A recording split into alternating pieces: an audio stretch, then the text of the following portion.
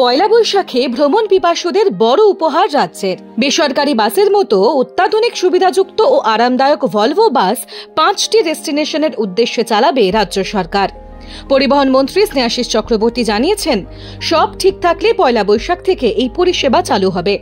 সূত্রের খবর, বেসরকারি বাসের ভাড়া থেকে সরকারি ভলভোয় ভাড়া 30 থেকে 40% কম হতে পারে। ইতিমধ্যেই এসে পৌঁছেছে বাসগুলি। 9600 সিসির এই 6টি ভলভো বাস কিনতে খরচ হয়েছে 9.5 কোটি টাকা।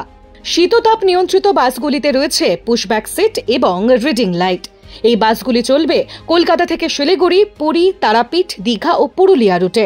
WBSTCর ওয়েবসাইট থেকে কাটা যাবে এই বাসগুলির টিকিট।